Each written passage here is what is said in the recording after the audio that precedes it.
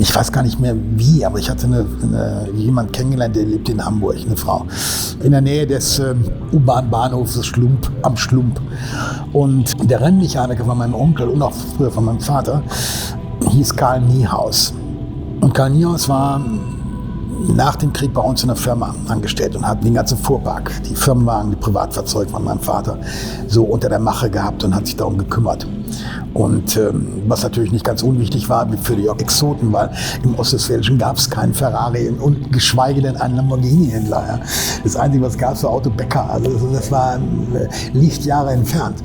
Naja, jedenfalls konnte er ganz gut Vergaser einstellen. Das kannte er nun mal aufgrund seiner Vorkriegszeit und alles. Und dann war das immer so, am Freitagmittag, wenn ich dann bei uns im Büro saß, dann ging das Telefon und dann war er dran, sagte zu mir, Junior, ich sage, ja, was denn, Onkel Karl?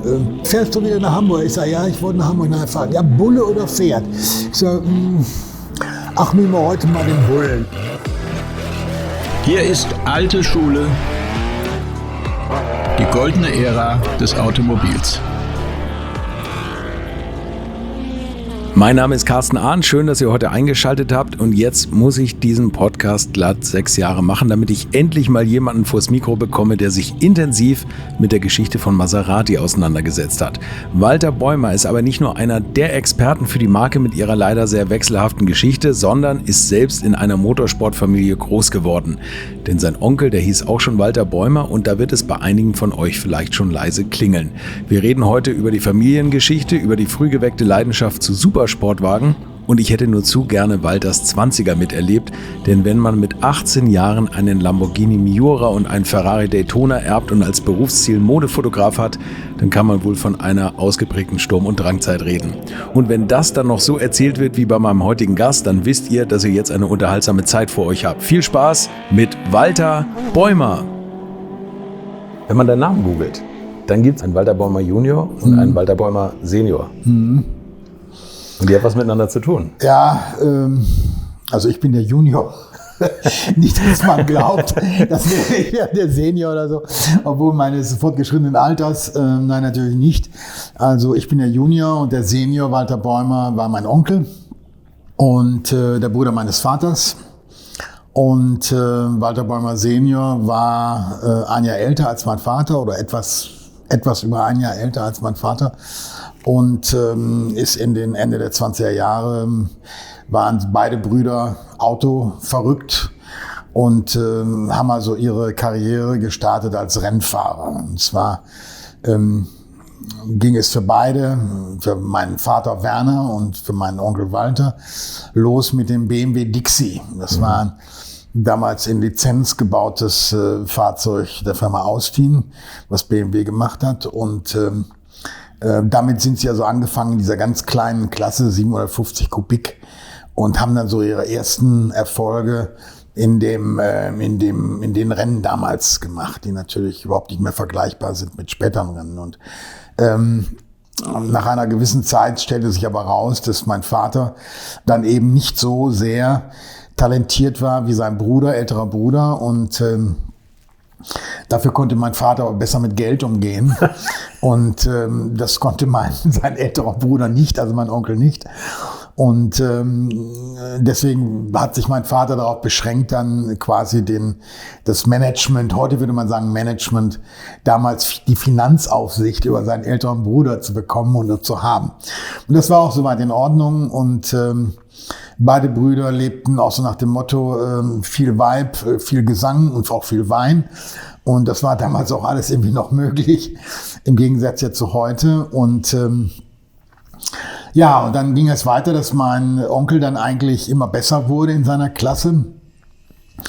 Und einer, der zusammen mit Bobby Kohlrausch, das war ein anderer deutscher Fahrer in der gleichen Klasse, und sein ärgster Konkurrent, die waren aber sehr befreundet miteinander.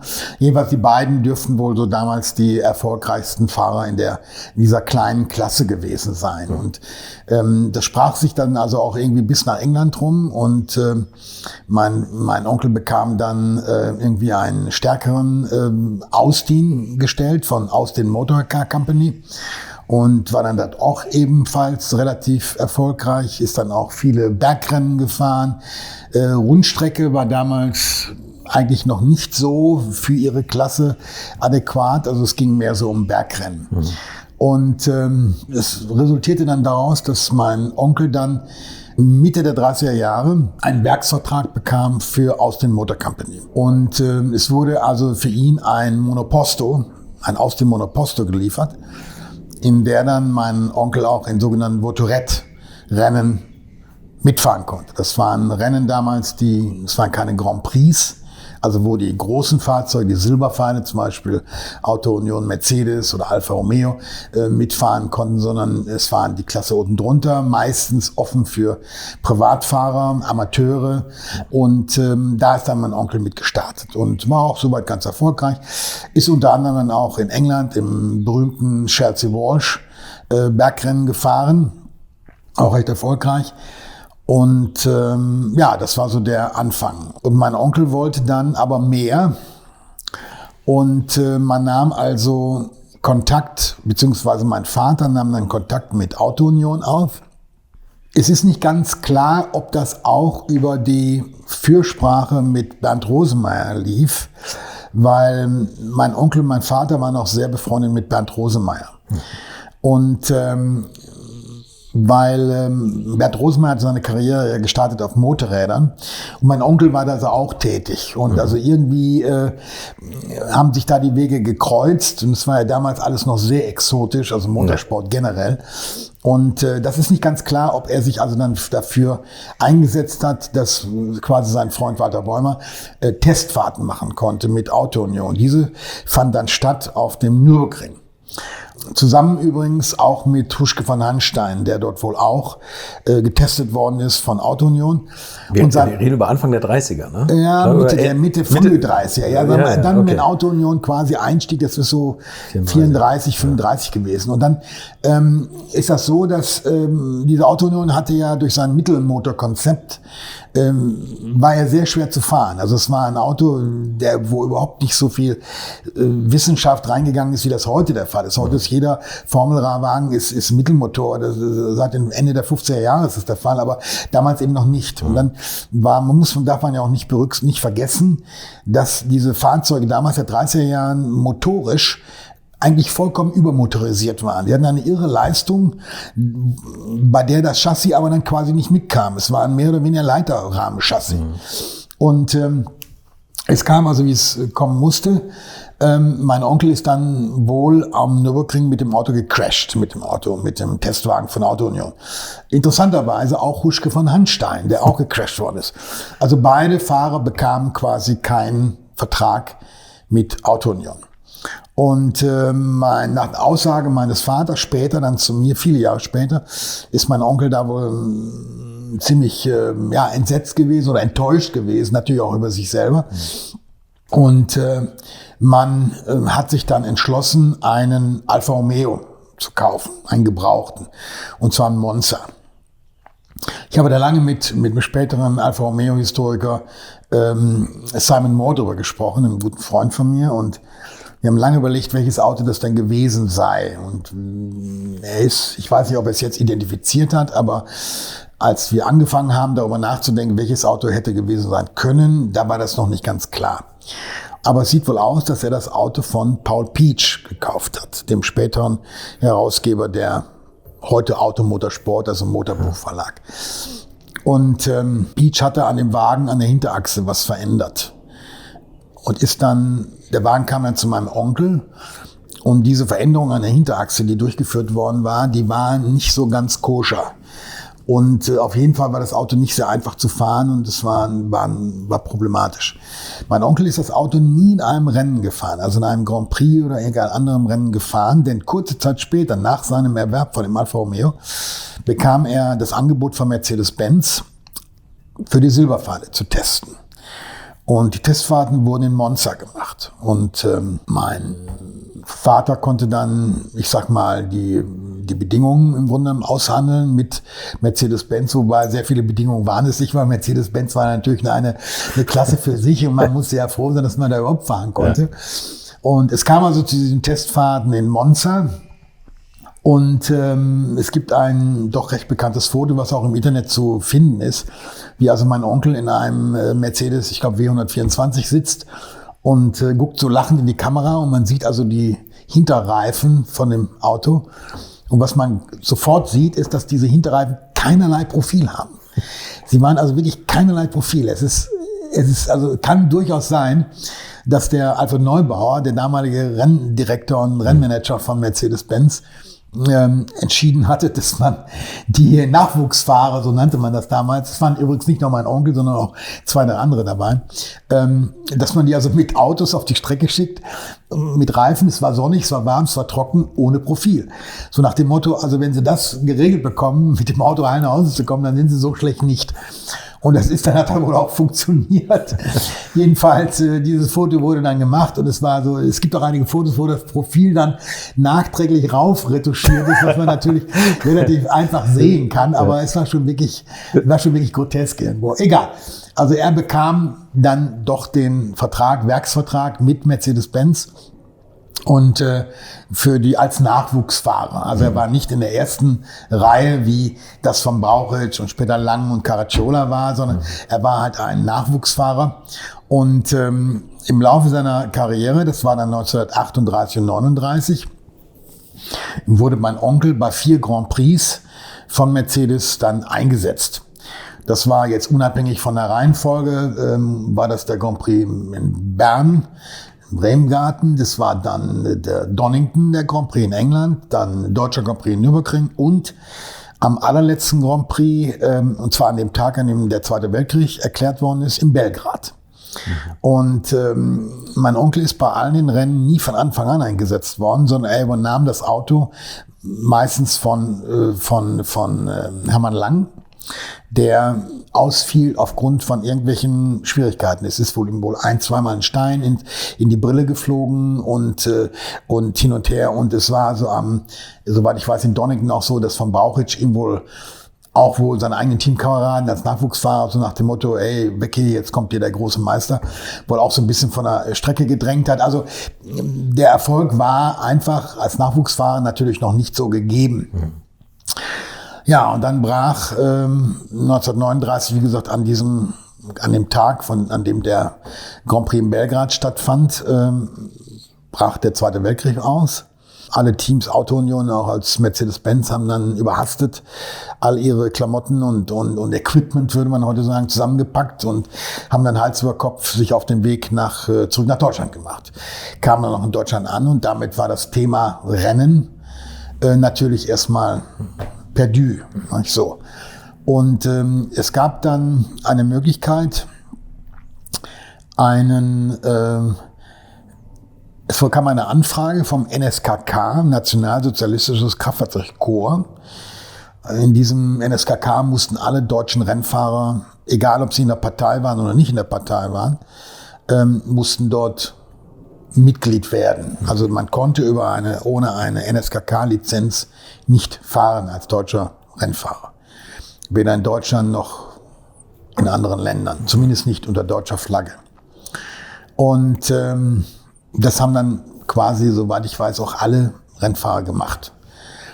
Und es kam dann irgendwann das Angebot von BMW oder das Vorhaben, muss man korrekterweise sagen, das Vorhaben von BMW im Jahr 1940 die Mille Miglia zu fahren in Italien. Die Mille Miglia 1940 hatte nichts mehr eigentlich mit der Mille Miglia zu tun, die man vorher kannte oder in den späteren Jahren, also auch 50er Jahre, kannte diese 1000 Kilometer, die also durch verschiedene Städte fuhren und dann bis Rom und wieder zurück und alles. Also es war komplett anders, eben aufgrund auch dieser Kriegssituation. Und es war ein sehr politisches Rennen, weil das Rennen fand statt auf einem Dreieckskurs. Und BMW rückte also an mit, ich glaube, 5 Autos insgesamt. 2 Coupés und, wie gesagt, 3 offene Spider-Wagen. Und es wurde nominiert Huschke von Hanstein als quasi für eines der Coupés. Das Coupé wurde von Touring hergestellt, beide Coupés. Und Huschke hatte wohl, wie auch immer, seine Beziehung spielen lassen, weil er war SS-Fahrer. Er war nicht nur einfach NSKK, sondern er war Mitglied der SS und er hatte einen eigenen BMW 328, der pechschwarz lackiert war und hatte auf beiden Seiten die SS-Runen drauf. Also und er war ein relativ erfolgreicher Sportwagenfahrer in den 30er Jahren. Soweit wie ich gehört habe später, das wurde mir so mitgeteilt, war er nicht so sehr beliebt, weil er einigen seiner Rennfahrerkollegen manchmal Tipps gab, die gar nicht wohlmeinend waren, sondern die also eigentlich Tipps waren, wenn die anderen Fahrer die befolgt haben, dann gerieten sie unter Umständen in Gefahr, weil sie einfach eine falsche Linie wählten. Oder was auch immer. Auf jeden Fall war Huschkes Ruf in den 30er Jahren nicht der allerbeste. Aber egal. Also er wurde nominiert und es wurden noch einige andere Fahrer nominiert. Und interessanterweise war in dem BMW-Team auch Giovanni Lurani, ein Italiener. Und die Italiener wollten natürlich jetzt den Deutschen zeigen, wo jetzt der Bartel den Most herholt. Und hatten dann einige Fahrzeuge entwickelt, unter anderem so ein Vorläufer von Ferrari. Es war kein Ferrari, aber ein Aviso sowieso, glaube ich, der ist dort gefahren. Und man baute den also auf, so als Gegenpol zu diesen BMWs, die sehr schnell waren. Und der 328 war eigentlich schon ein sehr erfolgreiches Fahrzeug. Es kam, wie es kommen musste, alle Teams waren da und jetzt fehlte nur noch für Huschke ein Beifahrer. Und die Umstände sind eigentlich auch nicht ganz klar. Warum mein Onkel, der eigentlich mehr Erfahrung als Grand Prix-Fahrer hatte, eigentlich schnellere Fahrzeuge gewohnt war, nun als Beifahrer für Huschke von Hanstein in dieses Touring-Coupé gesetzt worden ist.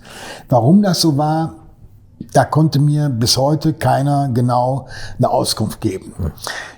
Es war aber nun mal Fakt, Huschke war der Hauptfahrer und mein Onkel Walter saß nun daneben.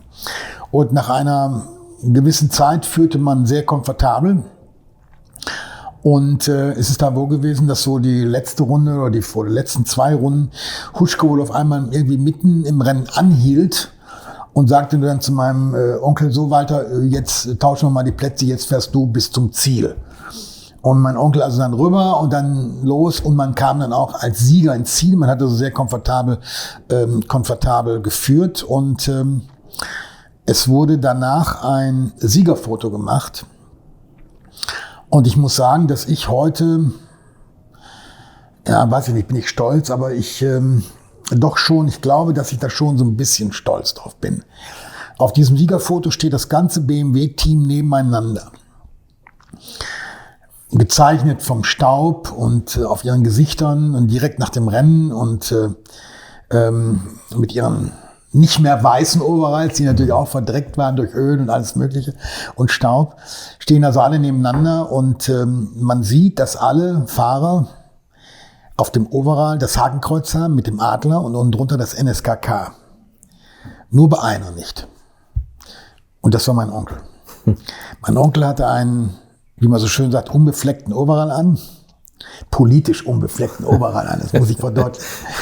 Und steht also daneben an und es gibt dann nachher auch Fotos, die habe ich gesehen, auch einige bekannte Fotos, wo er also mit Huschke von Hanstein neben dem Auto und hinter dem Auto steht und sie schieben den Wagen oder sie posieren neben dem Wagen und dann hatte der Hühnlein damals, der Chef am NSKK, ein nicht sehr intelligenter Mensch, wie ich wohl gehört habe, dann verordnet, dass also auf diesen Fotos, auf denen Walter, also mein Onkel zu sehen war, das Hakenkreuz aufretuschiert wurde auf den Overall. Natürlich meistens immer viel zu groß, deswegen kann man das also wunderbar erkennen. Aber es ist nun mal so. Aber also mein Onkel war kein Widerstandskämpfer, definitiv nicht. Ja, aber wie mein Vater mir später erzählte, haben sie also mit dieser ganzen politischen Geschichte doch sehr gefremdelt. Und sie kannten eben auch viele Fahrer, die jüdisch waren. Den von Morgen, den Bugatti-Fahrer, kannten sie zum Beispiel sehr gut. Und also man hatte da diese Art von deutschen Rennfahrern, die also auch ins Ausland kamen, dort Rennen gefahren sind. Die hatten einfach den anderen Blick über den Tellerrand und sahen halt noch ganz andere Dinge, die eigentlich so rein auf national beschränkt waren. Und man hat also, ich sag mal, die Frauen genauso gechased, wie man so heute so schön sagt. Und man hat in den Bars Champagner getrunken, allen dran, wie sich das gehörte. Und da war es eigentlich egal, ob einer jetzt nun ein Jude war oder nicht. Spielte damals und in diesem Zirkel, in dieser Gemeinschaft von Rennfahrern eigentlich keine große Rolle. So. Und das wurde dann immer mehr politisiert nachher durch die Nazis, und dann fand das eben dann spätestens mit dem Beginn des Zweiten Weltkriegs eigentlich spielte das keine Rolle mehr. Da war das einfach wichtig geworden, dass man jetzt also auf Linie war, politischer Linie war. Und es gibt übrigens einen Fall, der ganz interessant ist. Der allererste Maserati, der nach Deutschland kam, war ein Tipo 26, also ein Vorkriegsfahrzeug, 1930, 31, an einen Besitzer aus Dresden. Der hieß Kotte.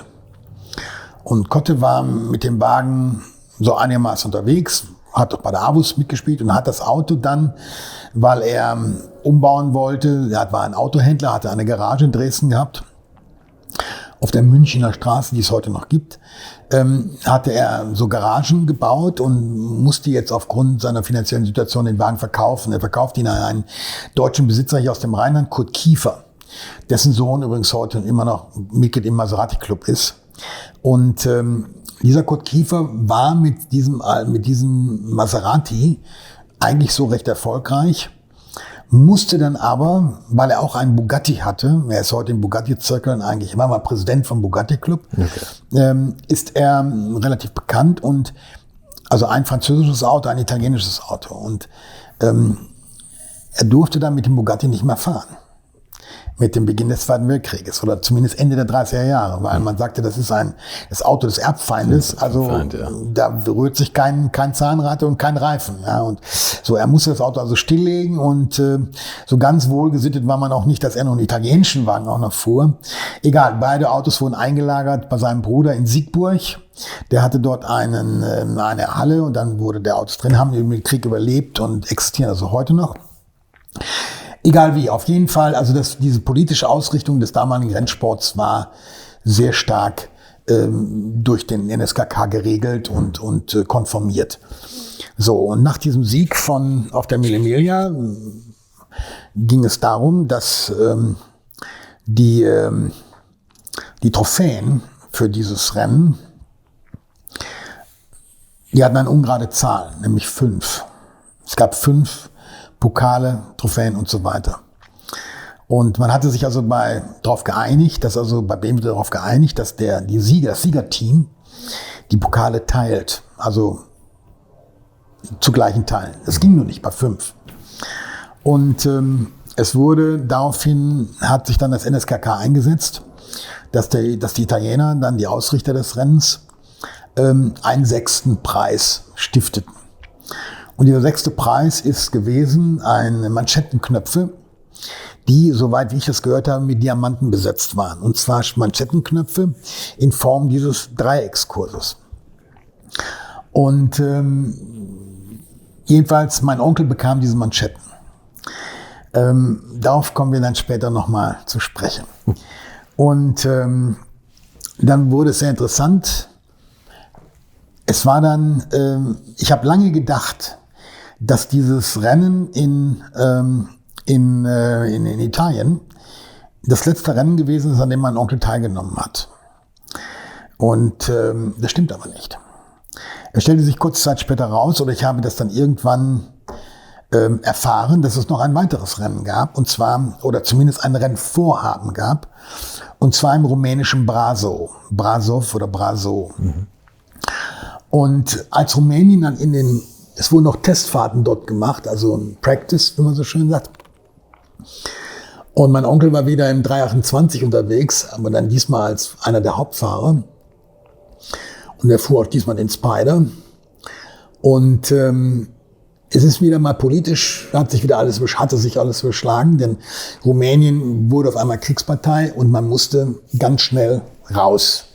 Und es wurde dann wieder alles zusammengepackt, und die Autos, auch die Rennwagen, fuhren auf eigener Achse dann quasi von Rumänien zurück nach München. Und es muss wirklich, ich sag mal, sehr außergewöhnlich gewesen sein, unter den damaligen Umständen, mit so einer ganzen Truppe, so einer ganzen Kavalkade von BMWs, ich glaube, es waren 3 oder 4, die teilgenommen hatten, dann wieder zurück mit den ganzen Mechanikern. Also es war alles Holter die Polter, wie man so schön sagt. Und die kamen dann noch an. So, und das war dann definitiv die letzte Rennteilnahme. Und mein Onkel ist dann leider ein Jahr später, 1940, bei einem Verkehrsunfall in der Nähe meiner Heimatstadt Bünde, zwischen den Städten Herford und Bünde, verunfallt. Und ist bei diesem Unfall leider ums Leben gekommen. Auf der Straße aber? Auf der Straße, war nicht auf der Rennstrecke, sondern auf der Straße. Es war eine private Fahrt abends, es hatte wohl geregnet und es gibt da verschiedene Theorien und was da nun genau passiert gewesen ist. Auf jeden Fall wurde mir immer gesagt, dass der Grund dafür, meinem Großvater, väterlicherseits, der Grund verschwiegen wurde. Und es ist so gewesen, mein Onkel war, wie man heute so schön sagt, ein Womanizer. Und er hatte damals irgendwie eine von seinen zahlreichen Freundinnen aus, ich glaube aus Bielefeld wohnte die damals, aus Herford, keine Ahnung, hatte er wohl mitgehabt. Und diese Frau hat versucht, ihn zu küssen und auf die Wange. Und er hat dann, anstatt das geschehen zu lassen, hat er den Kopf gedreht zu ihr und wollte sie quasi dann zurückküssen. Und bei dieser Gelegenheit ist der Wagen von einer normalen Strecke irgendwie von der Straße gekommen, in einem Graben gelandet und irgendwie gegen den Baum gesegelt. Auf jeden Fall, er fiel raus und war tot. Und dann er wurde zu Hause aufgebahrt, es kam dann auch sofort die SS an und hat dann gesehen, dass mein Onkel dann aufgebahrt lag bei uns zu Hause für die Verwandtschaft und die Familienangehörigen. Und er war in Zivil aufbegehrt. Und dann hat die SS verfügt, dass mein Onkel in einer SS-Uniform umgezogen werden sollte. Und das hat dann eine Verwandte von mir dann gemacht. Mein Großvater war zu einem Protest nicht mehr fähig. Mein Vater war bereits als Soldat im Krieg. Und dann wurde er umgezogen in die SS-Uniform. Die SS hat das dann begutachtet, wie man das so nekrophil mal sagen will. Und dann verließen sie das Haus. Und in dem Moment, als sie das Haus verließen, dann wurde Walter Bäumer wieder in einen zivilen Anzug beerdigt. Oder eingekleidet für die Beerdigung. Interessant ist, dass ich Jahre später bei einem deutschen Sammler von Mercedes-Benz Memorabilia, Automobilia und Memorabilia, die Notizbücher von Alfred Neuber nicht gefunden habe, sondern einsehen konnte. Und die waren also angereist mit Hermann Lang zu der Beerdigung. Und meine Mutter wohnte genau vis-à-vis von dem Friedhof als junges Mädchen, junge Frau. Und sie konnte das bis zu ihrem Tod nicht bestätigen, aber sie hat die Beerdigung gesehen, die war so auf dem Balkon und es war natürlich mit Pauken und Trompeten und allem um dran. Er war ein Rennfahrer und er war in Bünde natürlich eine ganz persönliche Kleinstadt Bünde, im Ostwestfälischen eine ganz bekannte Persönlichkeit. Also es war viel los und es kann durchaus sein, dass sie bei dieser Beerdigung vielleicht unbewusst ihren späteren Ehemann zumindest gesehen hat oder bemerkt hat. Das wissen wir nicht genau, aber mein Vater durfte nach Hause reisen und an der Beerdigung teilnehmen. Egal. Ja, und das Kapitel war dann geschlossen. Und mein Vater kam dann Ende der 40er Jahre aus der Kriegsgefangenschaft zurück. Bemerkenswert ist übrigens, dass mein Onkel Ende der 30er Jahre in England vom BRDC, vom British Racing Drivers Club, damals unter Hugh Hamilton war das der Präsident, sehr hochgeachtete, auch heute noch hochgeachtete Rennfahrervereinigung, als Ehrenmitglied aufgenommen worden ist. Und ich fand viele, viele Jahre später im Nachlass von meinem Vater das Bestätigungsschreiben. Und habe dann den BRDC kontaktiert. Und das war alles noch die Zeit, als es noch kein Internet gab, also das muss ich vorausschauend sagen. Und habe gefragt, ob sie noch weitere Unterlagen über meinen Onkel hätten. Die waren vollkommen erstaunt, weil es überhaupt nicht vermerkt war. Aber ich konnte denen dann zeigen, ich habe da eine Fotokopie gemacht und rübergeschickt und man war also vollkommen baff, dass mein Onkel also Ehrenmitglied war. Ich hatte auch diesen berühmten Stander, also diesen Bannerstander, der damals bei den Fahrzeugen auf auf die Stoßstange montiert worden ist mit dem britischen Fahnen. Und dann wurde der Name eingraviert und die Mitgliedsnummer. Und ich habe diesen Stander, diesen BRDC-Stander später auf meinem M3 gehabt. Und dieser M3 ist mir leider dann in Amsterdam, als ich meine damalige Freundin besucht wurde, gestohlen worden. Leider ist das Ding nie wieder aufgetaucht. Also der Stander, der Wagen auch nicht, muss ich dazu sagen. Aber egal, auf jeden Fall war er Mitglied und im BRDC. Mein Vater ist dann in Ägypten in der Kriegsgefangenschaft gewesen. Und man hat ihn da, wie wohl viele andere deutsche Kriegsgefangene, nicht so sehr gut behandelt. Und mein Vater die Ernährung war auch sehr mangelhaft und muss sehr schlecht gewesen sein. Und mein Vater war dann auch, hat sich da unten noch Malaria eingefangen. Und er wurde quasi gerettet. So wurde mir das von ihm erzählt, viele Jahre später, von einem Mitglied des BRDCs, der ihn erkannt hat. Und hat gesagt, Walt, Werner, is it you? Und dann hat mein Vater wohl hochgeguckt und war wohl so schwach, dass er sich kaum noch bewegen konnte oder so schlecht bewegen konnte. Und dann sagte dieser englische Soldat oder BRDC-Mitglied, und das war bei uns in der Familie nachher ein kolportiertes Wort, und er drehte sich wohl um zu seinen englischen Kameraden und zeigte auf meinen Vater und sagte, this man must eat. Und daraufhin wurde dann mein Vater an einen Pfahl gebunden. Der Kopf wurde fixiert am Pfahl und dann wurde er ganz langsam gefüttert mit einem Milchbrei. Mein Vater sagt, das wäre die schlimmste Folter überhaupt gewesen, weil wenn man ja hungert, dann will man essen, darf man aber nicht, weil wenn man zu viel isst, dann verträgt das der Magen nicht und es kann zu inneren Verletzungen kommen. Auf jeden Fall wurde dann mein Vater mit Hilfe eines englischen BRDC-Mitglieds quasi gerettet, sagen wir mal so. Oder? Was das für Zufall ist. Ja, es ist auch eine schöne Geschichte. Und wie gesagt, mein Vater kam dann zurück, 47, 48. Und dann baute er den väterlichen Betrieb weiter auf und war dann auch damit auch recht erfolgreich.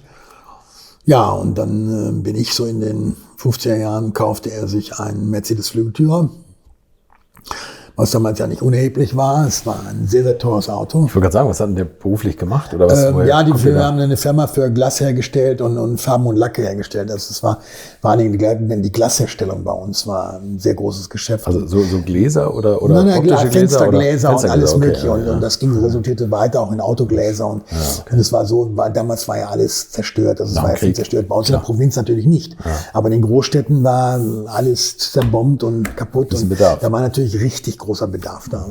Und das war natürlich dann toll und das ging dann richtig gut und ging dann voran und auf jeden Fall konnte er sich einen Flügeltürer leisten und ich weiß heute nicht, er hat ihn gebraucht gekauft, ich glaube nicht neu gekauft und ich weiß auch nicht die Chassisnummer, kein Stück, es gibt auch kein Foto darüber, kurioserweise, was überhaupt noch ein Thema war, auch mit mir später. Aber was ich nur sagen kann, ist, dass meine Mutter hat dieses Auto gehasst. Was? Ja, weil man muss wissen, eine züchtige deutsche Frau der 50er Jahre hatte also Schwierigkeiten, in diesen Flügeltür einzusteigen, weil man muss also ja nun irgendwie mal einen Rockern konnte man ja möglicherweise was sehen, was man nicht sehen sollte. Also man konnte da nur eine Frau in Flügeltür in 50 Jahren, konnte da eigentlich nur einsteigen mit irgendwelchen Hosen. Und es war natürlich damals noch nicht so Common Sense, wie das also heute ist mit Jeans und allem und dran. Also es war ein bisschen tricky. Ja. Und dazu kam, dass dieses Auto innen drin sehr warm wurde, weil es gab ja nur die kleinen Schiebefenster in den Seitenfenstern. Diese riesen und also meine Mutter hat dieses Auto gehasst ohne Ende. Die Hitzehölle und irgendwann dran. Ich fand's grandios als Kind. Also ich war 5 Jahre alt oder so und saß also hinten nicht auf Rückbank gab's ja nicht, also hinten auf dem Koffer und unter der Heckscheibe und fand das so, muss das wohl ganz toll gefunden haben irgendwo. Ich habe also gequiekt vor Freude und das war also die Story. Es war schon wirklich witzig. Und du bist deine erste Nordschleife-Runde auch damit gefahren, oder? Ja, die Nordschleife war ganz gut. Meine Mutter hatte, es gibt auch ein denkwürdiges Ereignis gewesen in der Familie. Meine Mutter hatte wohl irgendwie eine Beschwerden irgendwie am Magen oder so, musste irgendwie operiert werden. Und dann nach dieser Operation musste sie irgendwie in eine Kur irgendwie in Süddeutschland oder so gebracht werden. Ich weiß nicht mehr, wo das war, Bad Nauheim oder so, keine Ahnung. Auf jeden Fall, mein Vater wollte sie also hinbringen und setzte sich also durch, dass es auch mit dem Flügeltür passiert. Der Fahrer von unser Fahrer in der Firma war schon vorgefahren mit dem Gepäck für meine Mutter und war da unten angekommen. Also meine Mutter unter Zeta und Mordio hat sich dann in diesen Flügeltür reingesetzt, ist losgefahren und auf der Straße, ich war wohl mit dabei hinten drauf und auf jeden Fall hat mein Vater dann eben gesagt, oh, schau mal, Schatz, da geht's zum Nürburgring. Und dann hat meine Mutter geguckt und hatte kaum geguckt, drehte mein Vater schon von der Straße runter und war auf dem Weg zum Nürburgring. Und damals konnte man einfach so auf den Ring drauffahren, das war so in Ordnung. Und dann sagt er, so Schatz, jetzt zeige ich dir den Nürburgring. Und dann fuhr er los und meine Mutter lief also blau und grün an, im Gesicht irgendwo, was sie halt immer, und irgendwie, Werner, halt an, und irgendwie auf jeden Fall hielt er an. Meine Mutter stieg aus und musste sich nun am Straßenrand übergeben.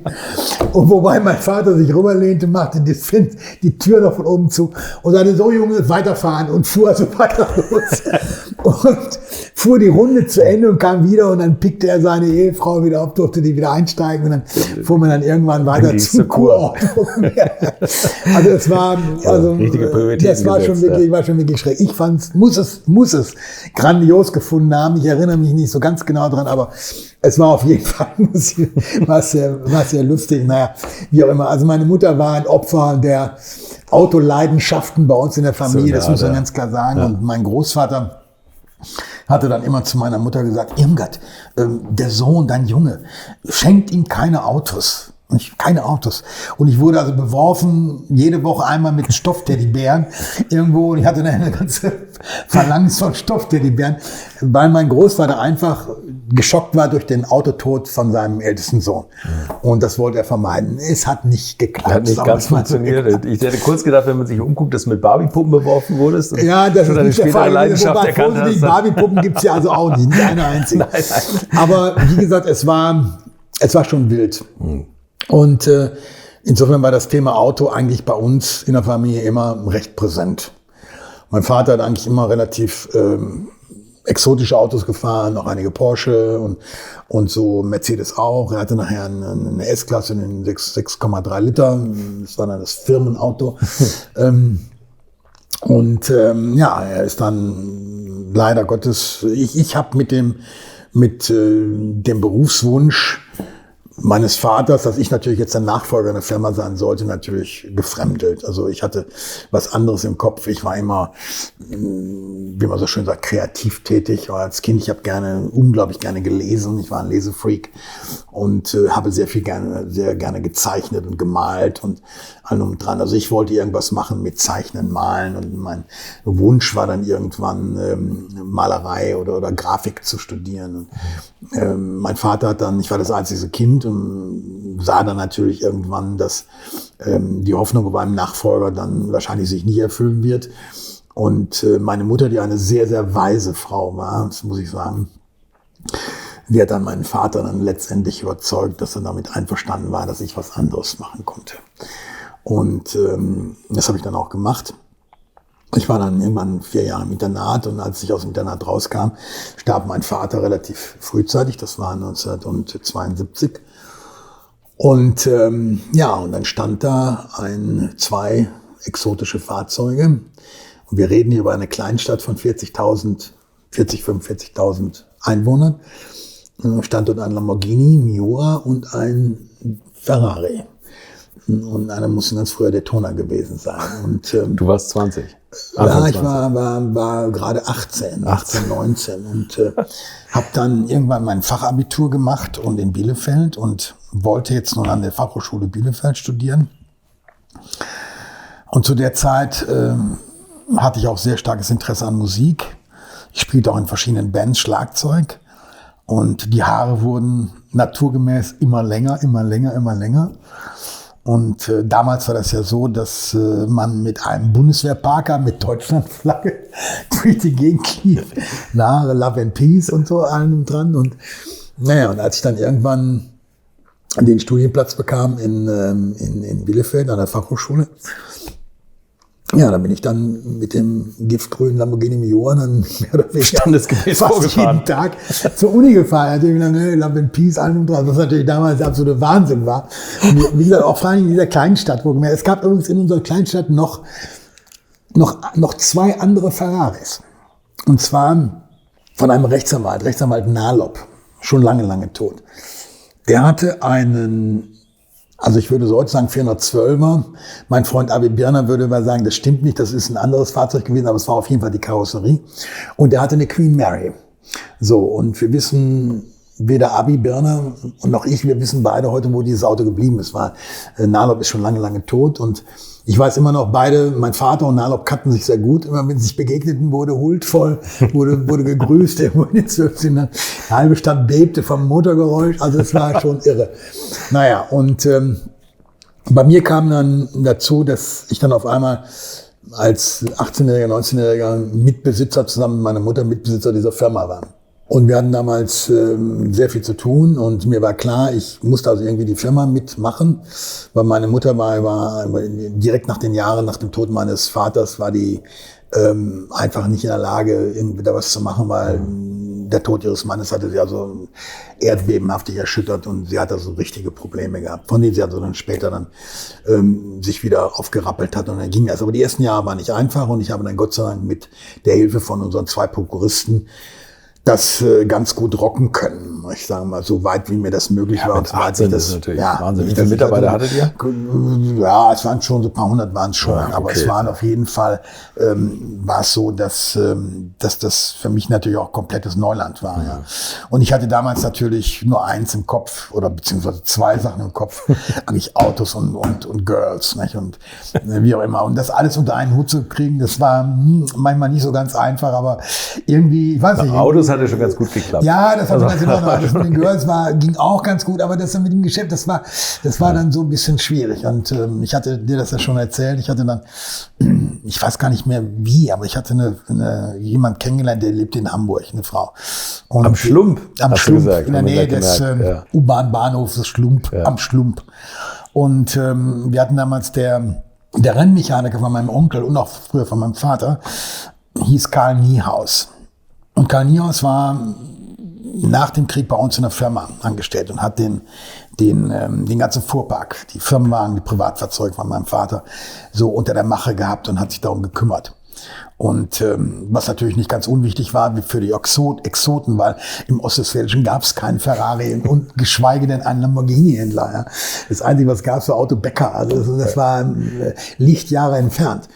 Und jedenfalls konnte er ganz gut Vergaser einstellen. Das kannte er nun mal aufgrund seiner Vorkriegszeit und alles. Und dann war das immer so, am Freitagmittag, wenn ich dann bei uns im Büro saß, dann ging das Telefon und dann war er dran, sagte zu mir, Junior, ich sage, ja, was denn, Onkel Karl? Bulle oder Pferd, sagte er mir. dann fährst du wieder nach Hamburg? Ich sage, ja, ich wollte nach Hamburg nachfahren. Ja, Bulle oder Pferd? Ich sage, ach, nehmen wir heute mal den Bullen irgendwo, nicht? Weil es war einfach das Aufregende im Auto. Und dann stellte er den ein, bereitete den vor, das war soweit in Ordnung. Und irgendwann setzte ich mich also in das Auto, fuhr bei uns auf die Autobahn Richtung Bad Oeynhausen, von Bad Oeynhausen dann auf die Autobahn Richtung Hannover oben. Und damals konnte man diese Autobahn so gut wie Vollgas fahren. Und ich habe das Gaspedal runtergedrückt.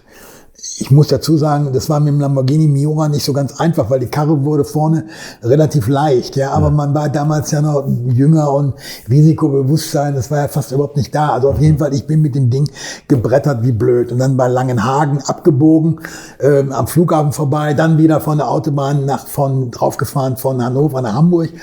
Kam dann in Hamburg an, so an den Elbbrücken und musste natürlich vom Gas gehen und dann hörte ich auf einmal dann war also dann die Karre rotzte und das war eine Fehlzündung und es war der absolute Wahnsinn. Und dann bin ich mit diesem Auto so durch die Hamburger Stadt gefahren, bis ich also am Schlump ankam und dann hatte man das Wochenende halt anderes zu tun, muss man so sagen. Der Wagen stand still. Und ich habe dann irgendwann gedacht, und ich bin dann am Sonntag wieder zurückgefahren, natürlich hatte sich die Karre nicht beruhigt, der war also immer noch verstellt, die Vergaser. Und kam entsprechend halb auf lahmer Krücke in Bünde an und dann musste Onkel Karl wieder ran und musste die Begeisterung einstellen. Nachdem das dann so 1-2 Mal passiert war in Hamburg, habe ich mir gedacht, du musst also irgendwie jetzt eine Lösung finden. Und das ist ja peinlich. Und dann habe ich also nach einigen Suchen in Hamburg jemanden gefunden, der hatte eine Tankstelle und daneben einen kleinen Alfa Romeo Handel. Also italienische Autos. Und den hatte ich dann gesprochen und älterer Mann schon, der sagte, ja, so der Vergaser, kann ich einstellen? Klar, natürlich. Ja, italienisch, ja, Weber, ja, klar, ja, Mensch, super, toll. Und dann haben die also eine Vereinbarung getroffen, dass immer, wenn ich also in Hamburg gefahren bin und kam da wieder an, die Karre lief wieder nicht auf allen Pötten und die Vergaser waren verstellt, dass ich dann anschließend bei meiner Freundin den anrief und dann irgendwann kommen Sie vorbei, das Auto steht vor der Tür. Und dann war der Schlüssel lag also auf dem Vorderreifen irgendwo drauf und dann kam der an und dann setzte der sich in den Lambo und dann fuhr der auch weg zu sich nach Hause in die Werkstatt, stellte den neu ein, rief mich dann am Sonntagmorgen an und das Erste, was er immer zu mir sagte, nach diesem Wochenende, Herr Bäumer, fertig? Ich sage, ja, ich fertig. Punkt, Ausrufezeichen. Ja, dann wann wollen Sie denn zurück? Ich sage, ja, dann und dann. Ja, ich bringe Ihnen das Auto dann passend drüber. Und dann brachte der mir den fertig eingestellten Wagen zurück und dann bin ich damit wieder Vollgas Richtung Bünde gefahren, kam in Bünde an, wieder und das Ding wieder verstellt und Onkel K. musste wieder ran einstellen. Klingt immer nach einer sorglosen Zeit. Ja, es war, also was das anging, so verkehrstechnisch, war im Verhältnis zu heute, war das total sorglos. Ja. Es war damals auch noch nicht so viel Verkehr wie heute, obwohl wir damals natürlich auch darüber geschimpft haben, weil wir der Meinung waren, es ist viel zu viele Autos auf der Straße. Aber das war es de facto nicht im Verhältnis zu heute. Also es war viel mehr möglich. So. Ja, und dann habe ich also dann irgendwann meine Karriere als Fotograf angefangen. Und mir war natürlich klar, dass ich im Ostwestfälischen als Modefotograf, und das wollte ich werden, kein Ruhmesblatt erringen konnte. Also du hast auch Fotografie studiert? Ich habe Fotografie studiert an der Fachhochschule Bielefeld, genau. Okay. Und hatte dort sehr viel freie Hand, weil ich hatte sehr gute Dozenten. Und denen ich sehr viel zu verdanken habe, speziell einen Dozent, falls er irgendwann hören sollte, sein Name war Karl Holzhäuser, Professor Karl Holzhäuser, der heute noch lebt. Und ein sehr cooler Typ war und auch heute immer noch ist, der mir sehr viel ermöglicht hat damals. Und es war eine tolle, wilde Zeit, wirklich wilde Zeit, weil ich mit dem Jura und dann im Jura war natürlich kein Auto für den tagtäglichen Gebrauch. Und dann habe ich mir irgendwann 3,0 CSL angeschafft, ein BMW, also ein Leichtbau-Coupé. Ja. Und in Inka Orange. Inka Orange, ja. Ganz, oh wow. Und dieses Auto war dann berühmt, berüchtigt im ganzen Kreis Herford. Und ich weiß nicht, wie oft ich geblitzt worden bin mit dem Auto. Damals wurde immer nur von hinten geblitzt und vorne stand dann die grüne Minna und hat mich dann von der Straße geholt. Und dann haben mich Leute mit Namen begrüßt, die ich noch nie gesehen hatte, mehr kurioserweise. Weil dieses Auto so bekannt war, ne, Orange. Und dann also irgendwann, ich war meinen Führerschein los und es kamen immer noch Punkte. Das war, ich glaube, hat er irgendwann mal 28 Punkte gehabt oder so. Aber den Führerschein schon längst abgegeben. Also es war absolut wahnsinnig. Und naja, auf jeden Fall Vollgas war das Motto des Tages. Und irgendwann ist mal eine Zivilstreife hinter mir hergefahren und ich habe so eine Kurve geschnitten und bin da so leicht so durchgedriftet und dann haben die mich überholt, rote Kelle kam raus und sagte zu mir, Herr Bäumer, Sie wissen doch, Driften ist nicht erlaubt auf Straßen. Ich sage, ja, gut. Er sagt, was das schön aus, sagte der zu mir. Und das war wirklich sehr entspannt eigentlich im Großen und Ganzen. Und naja, es war, wie gesagt, eine wilde Zeit. Und irgendwann habe ich mich dann dazu entschlossen, als Fotograf mich selbstständig zu machen, bin dann nach Düsseldorf gezogen, habe dann so die übliche Karriere zuerst als Assistent gemacht und hatte eigentlich dann mit Autos in der Zeit eigentlich nicht mehr so viel am Hut. Entschuldigung mal, habt die übliche Karriere als Assistent gemacht bei? Ja, erstmal hier in Düsseldorf, erstmal ganz normal, das sind bei einigen Fotografen, Manny Kolpen und alle Leute, die heute nicht so international bekannt sind, wie auch immer. Und dann bin ich aber relativ schnell, habe ich gemerkt, dass die eigentliche Hauptstadt der Fotografie New York ist. Das ist nun mal auch bis heute so. Das ist die Welthauptstadt der Fotografie, speziell der Modefotografie. Traum war natürlich damals als Fotograf mal für die Vogue zu fotografieren, was eigentlich vollkommen unerfüllbar war, sage ich mal, für jemanden, der aus Bünde kam. Ja. Muss ich dazu sagen, nichts gegen Bünde, aber es war nun mal Kleinstadt. Und naja, ich kam also in New York an und natürlich, wow, New York, Hammer, ja. und habe mich dann da erstmal so als Assistent durchgeschlagen. Und kam dann irgendwann, habe ich gehört, oder es gab ja auch so Viertel, wo also sehr viele Labore waren und auch Fotografen ihre Studios hatten. Und wobei Studios in New York ist immer ein schwieriges Thema, weil es so sehr teuer war. Die Mieten waren, meistens waren immer Mietstudios. Aber es war so der Distrikt, wo halt so diese ganze Fotoindustrie so sehr ansässig war. Und mit den Filmgeschäften und Foto-Equipment-Geschäften, also und. Und ich fand dort an einem Board so ein Hinweis, oder ich sprach mit jemandem, ich weiß gar nicht mehr genau, der sagte, du sagst, Richard Avedon, weltberühmter Fotograf, sucht einen neuen Assistenten. Und ich denke, wow, das ist ja die absolute Nummer. Und dann kam ich da hin und Richard Avedon hat ein eigenes Studio gehabt. Er war damals schon weltberühmt und hat für Harper's Bazaar und auch für Vogue und alles Mögliche gearbeitet. Ein legendärer Fotograf schon zu der Zeit. Wir reden über die frühen 90er Jahre. Und ich kam natürlich an und es war eine lange Schlange von Assistenten, oder die sich dann da vorstellen wollen, bewerben wollten. Und alle kamen irgendwie nacheinander immer wieder raus. Und ja, nee, ist nicht, dann weg. Und irgendwann war ich dann dran und stand noch relativ weit hinten. Irgendwann kam ich rein und dann wurde ich mal so vorgestellt. Und man hatte damals so eine Mappe dabei, wo man so eigene Fotos drin hatte. Und die habe ich ihm dann hingelegt und er hat die eigentlich nur kurz durchgeblättert und wieder zugemacht. Guckte mich an und fragte mal nach meinem Namen und woher ich kam. Habe ich natürlich genannt. Sagte, where do you come from? He said, I'm from Germany. You come from Germany. You got the job. Weil man muss wissen, Richard Avedon war Jude. Ja. Und die Deutschen hatten zumindest damals noch den Ruf, sehr zuverlässig zu sein, sehr wohl organisiert zu sein. Und so wurde ich dann, mit diesem Image wurde ich zumindest einer von 3 Assistenten nach Richard Avedon. So, und ich habe dann bei ihm assistiert für so ein knappes halbes Jahr. Unglaublich viel erlebt, gesehen, gelernt. War auch eine tolle Zeit, hatte also mal wieder sehr viel Glück. Und aber irgendwann, ich hatte immer noch meinen Hauptwohnsitz in Deutschland und bin dann wieder zurück. Und das Visum lief auch ab. Und ich musste also raus und bin dann also wieder zurück nach Deutschland und habe dann hier erstmal weiter fotografiert, kam aber in Düsseldorf nicht so. Es ging mit meiner Karriere damals nicht so voran, wie ich mir das eigentlich gewünscht und erhofft hatte.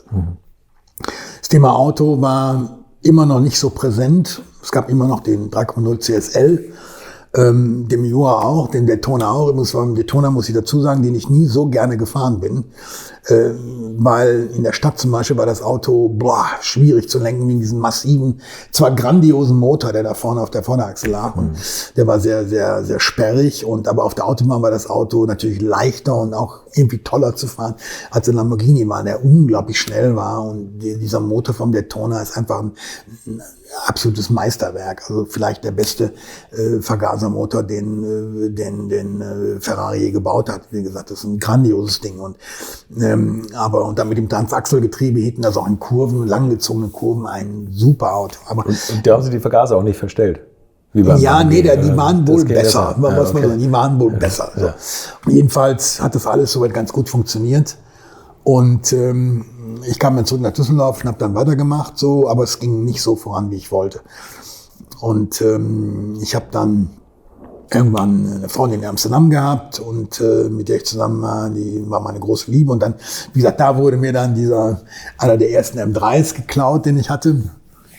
Und irgendwann zurück. Und die sagte immer zu mir, Alter, das wird klappen bei dir. Das wird mit Sicherheit klappen mit deiner Karriere. Und dann, ich hing also wirklich so ein bisschen in den Seilen und lernte dann irgendwann einen deutschen Jeanshersteller kennen.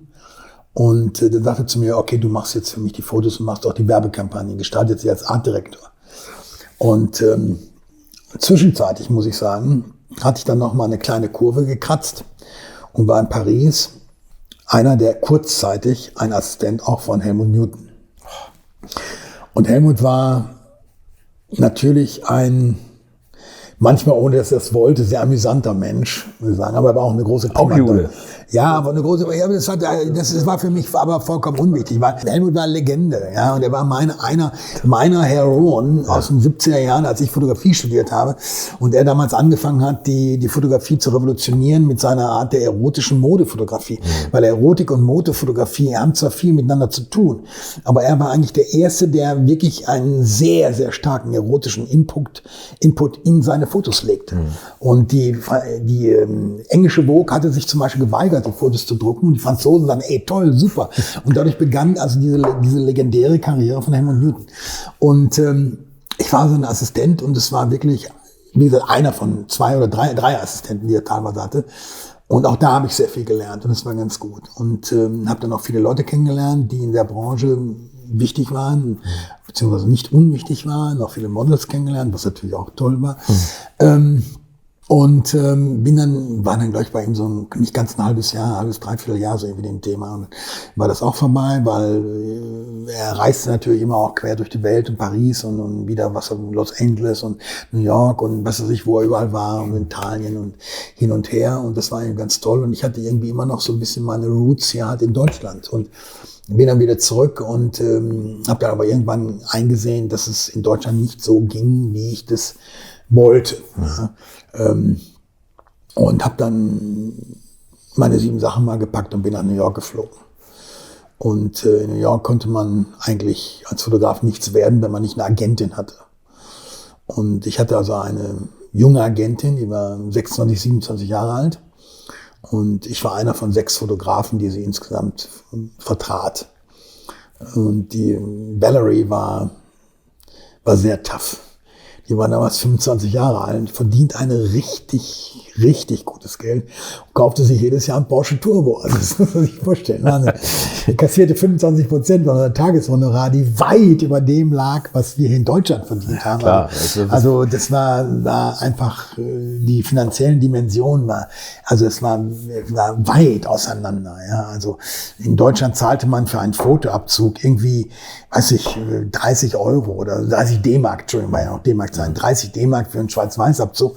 In Amerika musste man für den gleichen Abzug $300 zahlen, ja. Also das war, und mehr, je nachdem wie groß das war. Also es war eine ganz andere Dimension und man verdient auch ganz anders. Es war alles wesentlich teurer und es ging dann gar nicht ganz gut los. Und ich habe dann für einige sehr bekannte Firmen gearbeitet und habe dann dort auch viel Fragrances, also Kosmetik fotografiert, später auch für französische Konzerne. Also es ging ganz gut, ich habe sehr gutes Geld verdient. Und war dann aber Ende der 90er Jahre, hat sich die ganze Modeindustrie so ziemlich geändert. Es kam aufgrund dass der Eiserne Vorhang weggefallen war, 1989 und 1991, kamen immer mehr Mädchen aus den osteuropäischen Ländern dort an, die natürlich aus irgendwelchen kleinen Dörfern von irgendwelchen Scouts gefunden worden sind und fanden sich auf einmal in Paris oder noch schlimmer in Anführungsstrichen in New York wieder und verstanden natürlich die Welt nicht mehr, was sie da gesehen haben und auch die ganzen Mechanismen, die in dem Job tätig waren, wurden natürlich teilweise unglaublich ausgenutzt. Meistens natürlich finanziell, aber auch oftmals, das habe ich auch gesehen, sexuell. Also es war wirklich nicht gut und das gefiel mir nicht. Und dazu kam, dass dann Anfang der 2000er Jahre der Übergang vom analogen Fotografie zur digitalen Fotografie kam. Und das war eigentlich nicht mehr die Fotografie, die ich eigentlich machen wollte damals. Okay, ja. Oder die ich als Fotografie verstand. Und ich hatte mich dann entschlossen, 2002 mit der Fotografie zu brechen. Wirklich? Also aber das war ja, okay, du hast diesen Bruch zur Digitalfotografie, aber du hast ja in den 90ern wirklich noch diese Topmodel, also wo wirklich Models das war super, das war wirklich toll. Aber das kann man nicht vergleichen, weil wenn man jetzt, die Entwicklung ging ja weiter, auch heute zum Beispiel. Also nennen wir heute mal ein Topmodel, die den gleichen internationale Bekanntheit hat, wie das eine Schiffer hatte oder Evangelista oder Turlington oder Campbell hatte. Oder Giselle Bündchen, aber die auch schon wieder eigentlich eine Generation. Schon wieder nicht mehr so aktiv dabei. So. Aber das hat aufgehört mit dem Ende der Supermodels, die Ende der 90er Jahre einfach auch dann älter wurden, es kamen andere Einflüsse auf, andere Fotografen. Es wurde alles anders, es wurde natürlich auch preiswerter, weil heute kann man eine Fotoproduktion einfach kaufen für, für so und so viel $1.000 und die kostete damals $30.000, wenn man sie so gemacht hat. Heute kann man die auf dem freien Markt quasi kaufen. Ja, so. Ich rede nicht von Modefotografie, sondern von anderen Arten von Fotografie. Und dann wird das einfach per PDF geschickt oder die Fotos als was auch immer, JPEG bearbeitet. Also die Industrie veränderte sich dramatisch. Und das war dann, ich habe damit gefremdelt. Also fiel mir nicht leicht und ich weiß, ich hatte einen Fotojob auf Mauritius und für einen deutschen Kunden und diese Kundin stellte sich als äußerst schwierig heraus und es war wirklich, die Reise war gegen meinen Willen stattgefunden, weil ich sagte, zu der Uhrzeit ist auf Mauritius eben nicht so gutes Wetter, ja, und das ist Blödsinn, da hinzufliegen. Und wir kamen also hin und genau so war es. Wir hatten also Wetterprobleme und dann meinte die Kundin also, sie könnte mich zu jedem Wolkenloch scheuchen und da war die Sonne da durchkam. Und dann habe ich gesagt, das meine ich mit. Ja, also bevor wir an dem Wolkenloch sind, ist schon wieder am Regnen. Und genau so war es. Und irgendwann ging mir das so auf den Senkel, dass ich zu meinem Assistenten, dem ich heute noch sehr befreundet bin, gesagt habe, pass auf Sven, also Schluss, ich bin raus. Und dann war das auch der Fall. 2002 war ich draußen. Und beziehungsweise 2003, die letzten Verträge gemacht, die ich hatte in Amerika. Und dann bin ich wieder zurück nach Deutschland. Meine Mutter fing dann auch gesundheitlich an zu schwächeln. Und ich kam dann zurück nach Deutschland. Ich hatte die Wohnung in Düsseldorf die ganze Zeit behalten. Und und dann habe ich erstmal nichts gemacht. Also ich habe ein Jahr, heute würde man sagen, ein sogenanntes Sabbatical eigentlich werden. Toll, Sabbatical gemacht. Also weil ich denke, was machst du? Und auch irgendwie kreuchte dann in mir kam das Thema Auto dann auch wieder so langsam hinter der Ecke hervor. Und ich denke, was machst du jetzt? Irgendwie gibt es da vielleicht eine Möglichkeit. Und ich habe dann durch Zufall eins meiner Bücher, die ich im Laufe der Jahre immer mal so gekauft hatte, und ein Buch gekauft, was für mich ich will mal sagen, so die Initialzündung war für einen neuen Business. Und zwar war das Buch Maserati Classic Grand Prix Cars and Racing Cars von dem englischen Autor Richard Crump, der heute betagt in Frankreich lebt, und Rob de la Rive Box, einem Schweizer Autobroker und Händler, der schon lange verstorben ist, und die haben das Buch rausgegeben. Und da fand ich Chassisnummern drin.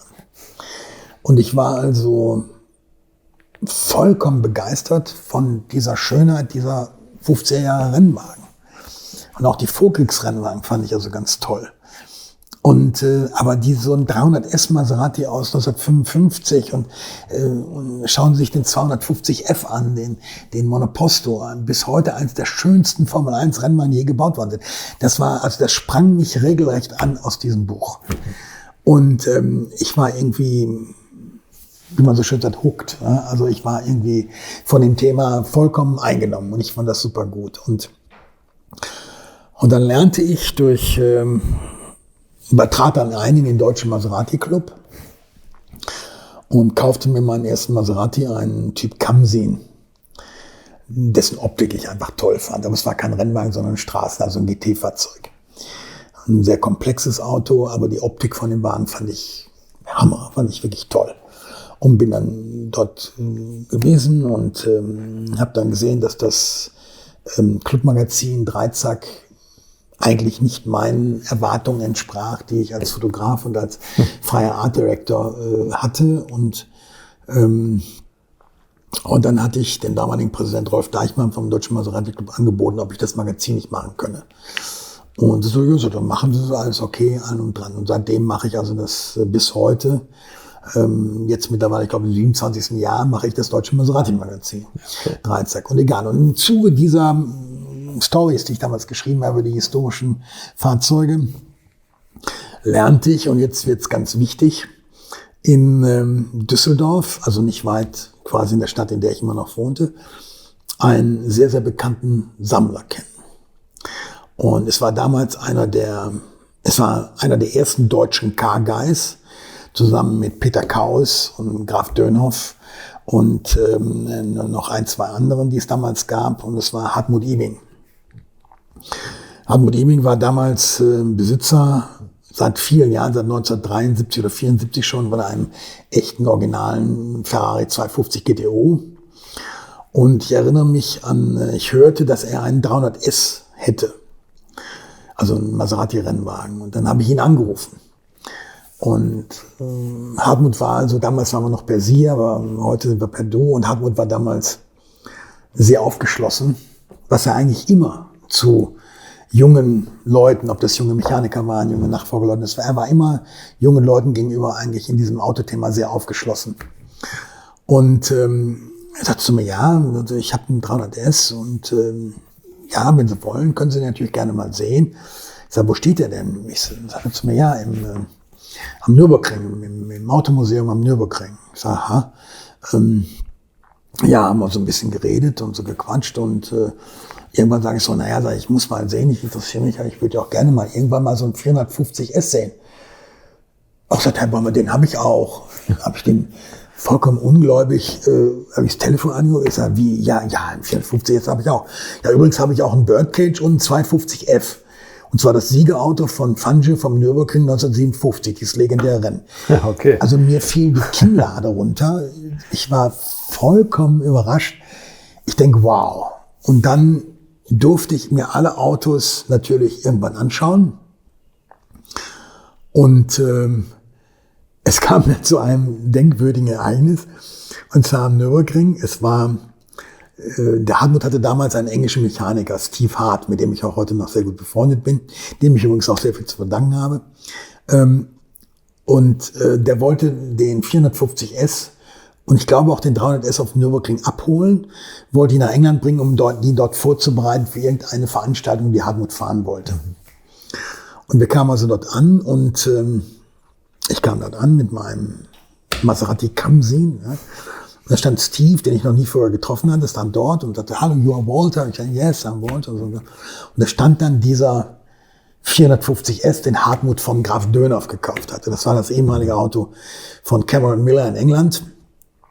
Und Erstbesitzer war ein amerikanischer, ja, Rennstallbesitzer Tony Paravano, eine sehr illustre und sehr colorful person, wie man so schön sagt, der später ja spurlos verschwunden ist und keiner weiß, was mit ihm passiert ist. Aber dieses Auto war sehr, sehr original, wie eigentlich alle Autos von Hartmut sehr original war, mit Ausnahme des damaligen Birdcage, den er hatte, der war nicht so ganz koscher, das wusste er aber. Und naja, die Autos standen da und Steve hatte die aus dem Museum geholt und dann weiß ich noch, dass er dann zu mir sagte, du, willst du den nicht mal fahren? Und es war ja kein Wochenende, sondern mitten in der Woche, war ein grauer Tag, aber trocken. Und dann sagte er, ja, ich sage, wie fahren? Ja, hier den 450S. Also, guck den an. Ich sage, hör mal, das ist ein Monster. Ich bin noch nie, ja, fahr den mal, ist schon in Ordnung. Und es war zu dem Zeitpunkt, war ein anderer Fahrer dort, ein deutscher Fahrer, mit einem Testarossa unterwegs. Also einem Rennwagen Testarossa. Und ich bin also dann rausgefahren mit diesem 450S, hatte natürlich erstmal, musste mich gewöhnen, so ein bisschen an Zwischengas und allen die dran. Und der 450S, das ist wirklich it's a truck. Also es ist ein mördermäßiges Auto, aber halt relativ groß. Ne? Und du bist den gefahren auf der Grand Prix-Strecke? Bin ich auf der Grand Prix, ja, nicht Deutschland, also Heidewitzka, niemals. Ja, klar. Auf der Grand Prix-Strecke, ja. Die in Nürburgring ist ja relativ ungefährlich, weil weiße Auslaufzone und so weiter. Und dann bin ich gefahren und irgendwie, ich kam mit dieser Karre nicht klar. Irgendwie, es ging irgendwie nicht. Also, ich habe gedacht, der Wahnsinn. Und dann, wie mache ich das? Und ich hatte Schwierigkeiten, den Wagen zu positionieren und in die Kurve reinzukriegen. Entweder war ich zu früh auf dem Gas oder zu spät auf der Bremse. Also es war irgendwie alles zu doof. So. Und dann bin ich also irgendwie, weiß ich, an die Box zurückgekommen. Steve stand da schon, guckte mich an und sagte dann, was ist denn los? Ich sage, ja, du, das klappt nicht so, wie ich das will, irgendwie doof. Und sagte Steve, pass auf, also wir fahren jetzt raus 2 Runden und dann schaust du mal, was ich mache mit Füßen und wie ich fahre und allem dran. Und Steve war ein guter Rennfahrer, guter Fahrer. Und Und dann bin ich da neben gesessen und habe ihm genau zu, wie er gefahren ist, wie er den Wagen positionierte, wann er bremste, wie er bremste. Und dann lernte ich auch, dass man die Autos eigentlich nicht durch die Kurve fährt, sondern durch die Kurve rutschen lässt. Das heißt also, man macht an einer Kurve, wenn es eine engere Kurve ist, ein Übersteuern und dann driftet das Auto da durch und dann muss man gegenlenken, um den Wagen wieder einzufangen. Das konnte Steve hervorragend. Das war so richtig gut. Und so 2 Runden später, 3 Runden später waren wir wieder draußen. Ich dachte, have a go. Und dann Steve hatte dann zu tun, hier wieder den 300S, ich also wieder alleine in den 450S war raus. Und dann sehe ich also diesen Testarossa da ankommen. Und irgendwie, er überholte mich wieder hier und ich musste mich erstmal dran gewöhnen und hin und her. Und immer wenn er mich überholte, und der Fahrer mich an und grinste mich also an und er guckte zurück, war also irgendwie, ich denke, Und irgendwann kam das so peu à peu, dass ich merkte, Popometer und Auto fangen an, sich also irgendwie zu verstehen. Ja, so.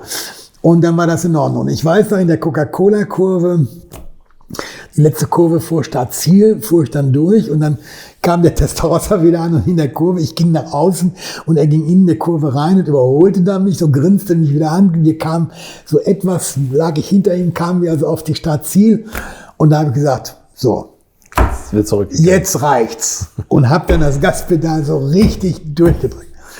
Und das Gesicht von dem Testarossa-Fahrer, das werde ich von meinem Lebtag nicht mehr vergessen. Das Ding ging ab es war ein Tritt, als ob ein Elefant einen irgendwo in den, Arsch getreten hat. Es schoss nach vorne, dieses Auto. Und es war der Wahnsinn. Mit einem ging es los. Es war einfach irre. Und dann kam die Schikane, diese berühmte Schikane in Chantilly. Ich bekam nasse Hände, weil diese Bremse war vollkommen inadäquat. Ja, also ich sag mal so, Thomas Pscher, den du ja auch später beziehungsweise interviewt hast, war auch ein sehr guter Fahrer mit dem 450 S. Und er hatte mir später mal gesagt, dass er eigentlich mit dieser, zugegebenermaßen lausigen Bremse, die eigentlich alle kritisiert haben, die in 55 gefahren sind, dass er aber irgendwie damit ganz gut klarkam. Trommelbremsen, ne? Trommelbremsen, ja klar, natürlich. So.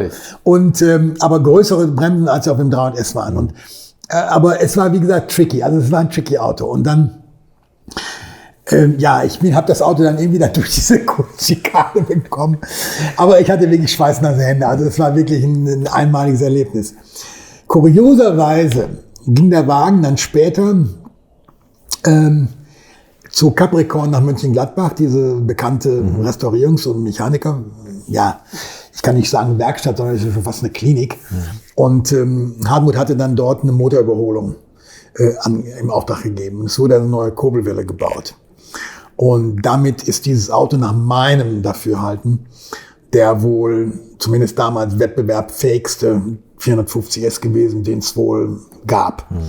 Jedenfalls wurde der leider ja später verstorbene oder zu früh verstorbene Bernd Hane, den wir alle sehr gut kannten, der auch für viele Jahre Verkäufer bei Otto Becker für Ferrari gewesen ist und ein sehr guter Rennfahrer war, wurde von Hartmut dann beauftragt, das Auto in einigen Rennen zu fahren.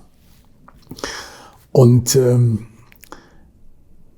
Bernd, der eigentlich relativ schmal war, auch nicht sehr groß war, aber also war kein muskelbepackter Rennfahrer oder so, der liebte den 450S.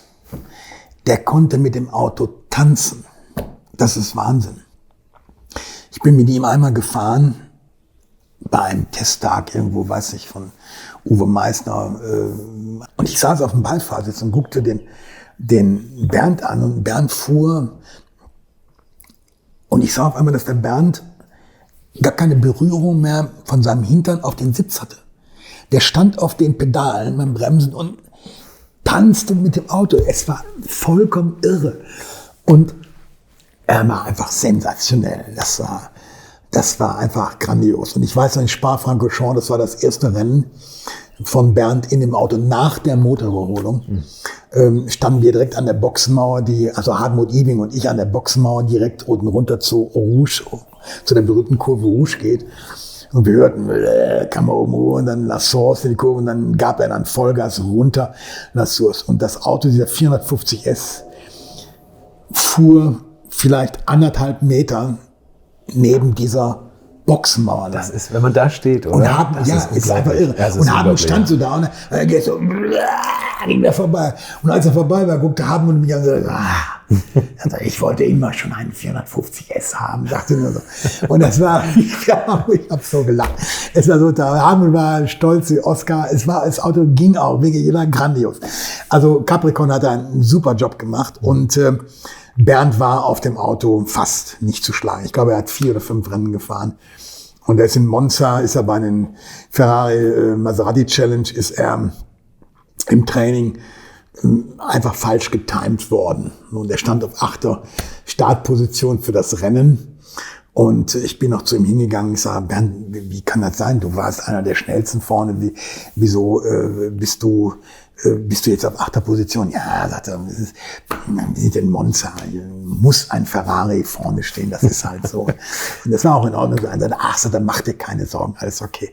Renntag kam, das grüne Licht ging an und es ging los. Und wer kam als allererste über die Ziellinie? Bernd Hahn in 450 jetzt. Ja. Es war der absolute Wahnsinn. Und das Auto war also wirklich auf einer richtig guten Strecke fast nicht zu schlagen mit Bernd. Mhm. Und ich habe dann zusammen mit Steve, ich weiß gar nicht mehr, was das war. Ich hatte dem Hartmut irgendeine Information oder einen Gefallen getan oder was auch immer. Ich weiß es nicht. Jedenfalls rief dich Hartmut dann an, sagte, pass mal, willst du nicht mal den 300S fahren? Ich sage, ja klar, natürlich, warum nicht? Und dann war ganz überrascht, dass er mir einen 300S anbietet. Hallo. Und da ich sage, was willst du denn mitfahren? Ich sage, da gibt's eine Veranstaltung in den Dolomiten in Norditalien oben, Le Sport de Tige a Bassano, del Grappa. Und das ist nur für Baketten, also Vorkrieg und Baketten bis 1957, Sportler. Da würde ich gerne mal mit dem 300S fahren. Ja, kein Problem. Nimm den mit, aber nur wenn der Steve Hart dabei ist. Der Steve, also ein Mechaniker dabei ist. Ich weiß, in Ordnung. Und dann gesagt, getan, Steve kam also an und es war eine äußerst denkwürdige Woche, muss ich dazu sagen. Es war absolut kurios. Wir gingen also zum Nürburgring, das Auto stand am Nürburgring, wir luden ihn also im Nürburgring an und wir fuhren ein Land Rover, den Hartmut hatte damals, mit dem Hänger hinten hinter dem Trailer. Ein 300S kam drauf, dann fuhren wir los und die Strecke ist ja nun mal lang und mit dem Trailer war der Land Rover nun wirklich nicht so sehr schnell. Und Steve fuhr und ich fing an und bin müde geworden und fing an zu schlafen im Auto. Nicht? Und das ging so eine Zeit lang und irgendwann hörte ich so, Walter, ich sage, ja, what's that? Gucke nach vorne, wache auf, gucke nach vorne und sehe vor uns Polizei. Nicht? Bitte folgen. Wir rechts ran. Ist das Police? Ist Police? Ja, ist Police. Also hier raus. Er war zu schnell gefahren mit dem Ding. Ja, ich sage zu dem Beamten, ich sage, sorry, ich sage, aber das ist die Fahrt, der Mann ist Engländer, spricht kein Deutsch. Ja, das ist okay. Und dann Steve, what did he say? Ich sage, I said to him that you don't speak German. Ah, okay, gut. Der Polizeibeamte, was haben Sie ihm gesagt? Ich sagte zu ihm, dass ich ihm gesagt hätte, dass er kein Deutsch spricht. Also, what did he say? Also, es war wirklich eine Muppet-Show. Das war wirklich korrekt. Steve war dann nun Ausländer war, musste irgendwie 300 D-Mark oder was für Euro machen. Auf jeden Fall musste er irgendwie reichlich zahlen. Es war wohl, ja, war Euro schon. Oh, ja. Er musste 300 Euro zahlen, durfte dann weiterfahren. Wir sind, ich glaube, insgesamt 3-mal von der Polizei gestoppt worden, auf der Hin- und auf der Rückfahrt von Bassano. Und immer sagte Steve, what's that? Und es war vollkommen irre, wenn wir immer zu schnell gefahren sind oder haben irgendwas überholt. Es war absoluter Wahnsinn. Steve kam immer durch und man musste nur bezahlen wie verrückt. Und dann wir kamen in Bassano an und es war ein Tag oder 2 Tage sogar vor der Veranstaltung, eigentlich Veranstaltung. Und wir saßen also abends dann zusammen und so und dann sagte, pass auf, Steve sagte zu mir, morgen früh, dann trainieren wir mal ein bisschen. Gibt's hier irgendwo einen Pass? Ich sage, gibt es hier wohl irgendwie, dann fahren wir oben rüber. Ja, den fahren wir den Pass oben hoch. Ich sage, gut, alles klar. So, also ich dann rein, Steve daneben und dann ging es ab mit dem 300S den Pass hoch. Keine Menschenseele auf dem Pass, also auf der ganzen Straße. Es war einfach grandios, war sensationell. Und wir kommen also oben auf der Passhöhe an, im Nebel und ein bisschen Wolken verhangen und das war ganz toll und haben wir noch ein paar Fotos gemacht. Ein Foto steht da vorne übrigens, wo ich da drin sitze, in dem 300S. Und Steve sagte, okay, gut, jetzt ich fahr runter. Ich sage, gut, alles klar. Also ich mich daneben gesetzt, Steve setzt rein, wir fahren los, auf einmal runter, bang, ging das nur. Und Steve guckt mich an, ich guck Steve an.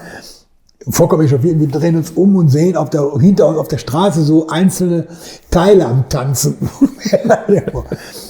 Und Steve sofort auf die Bremse und hielt den Wagen an und sagte, Walter, oh shit, sagte, you must go out, pick up the pieces. Ich sage, okay. Und dann ich raus und dann waren das die Antriebswellen. Und das war immer beim De Dion Transaxelgetriebe, beim 300S war das ein Schwachpunkt. Okay. Auch damals schon in den 50er Jahren. Also diese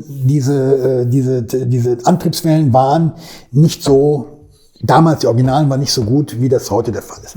Und Hartmuts Auto war sehr original, muss ich dazu sagen. War restauriert, aber war sehr original.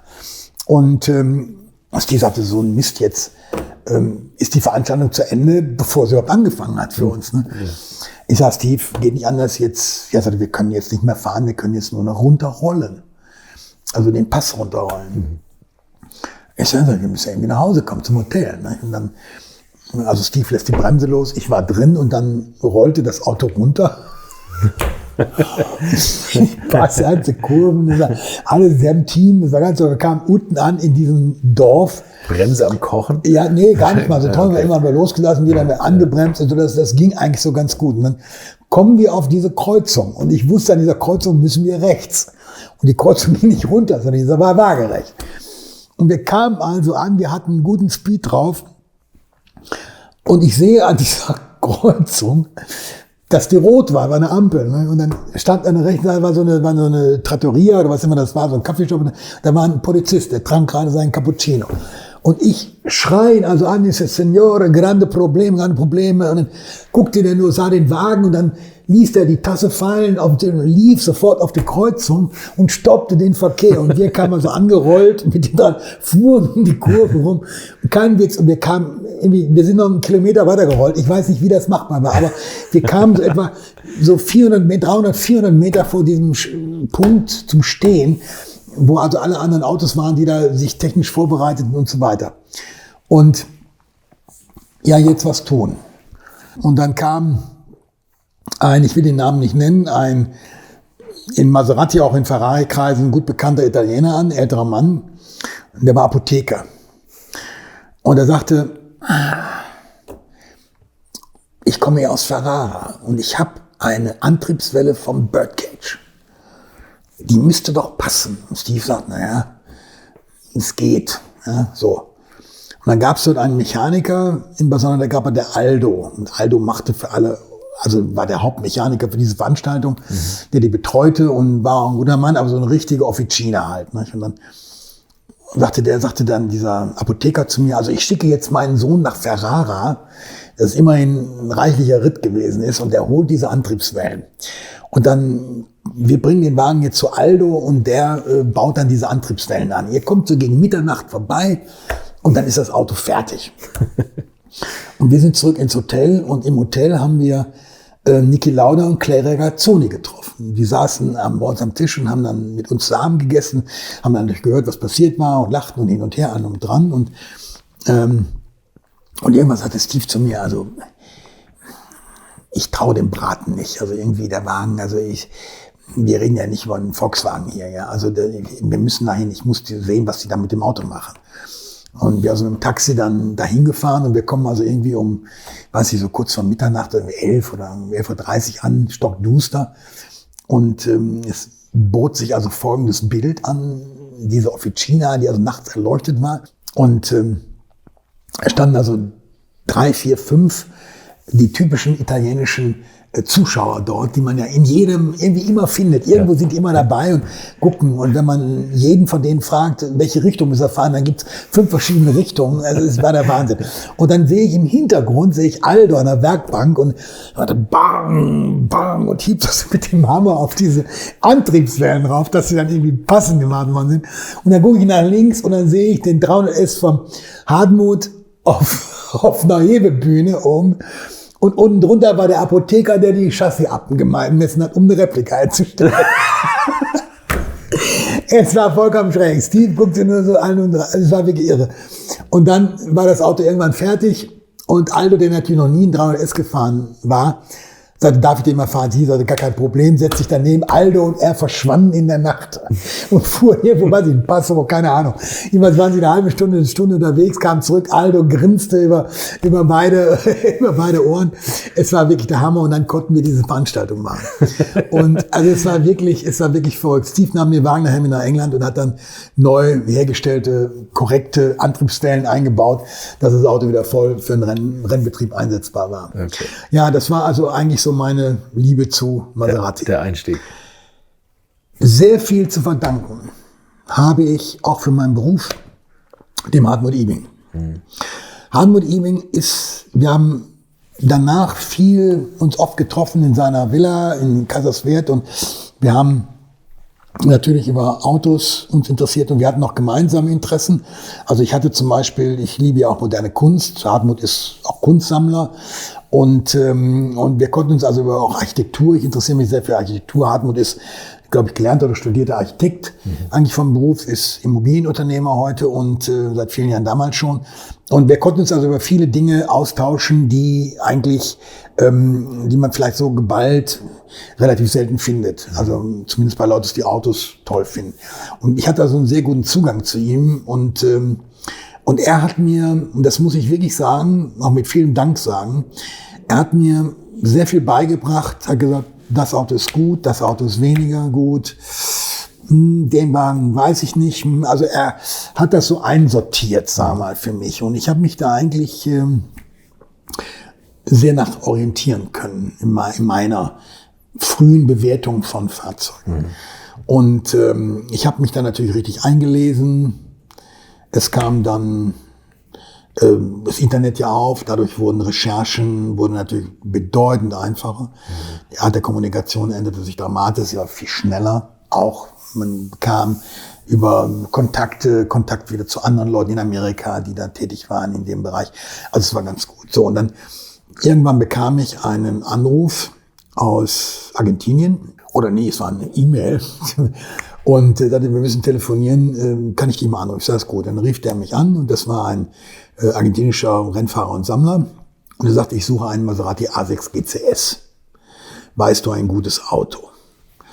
Und dann habe ich gesagt, so aus dem Stegreif jetzt nicht. Und habe ich mir so ein bisschen überlegt, wen könntest du mal fragen? Und dann habe ich einen deutschen Besitzer angerufen, aus der Nähe von Aachen. Und der sagte, ja, ich würde mein Auto verkaufen.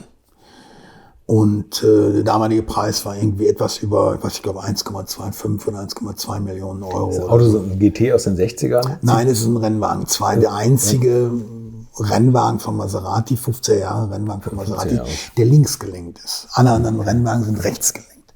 Und der Maserati A6 GCS war eigentlich ein Auto für den Kundensport, Rennsport damals gemacht. Er war finanziell gesehen für Maserati ein sehr großer Erfolg, weil es wurden über 60 Fahrzeuge hergestellt. Und das Auto hat insgesamt gesehen, der Typ hat eine sehr lange Rennkarriere, also teilweise bis Anfang der 60er Jahre.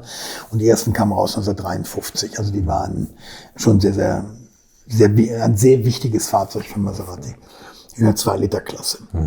Und rein 6-Zylinder-Motor.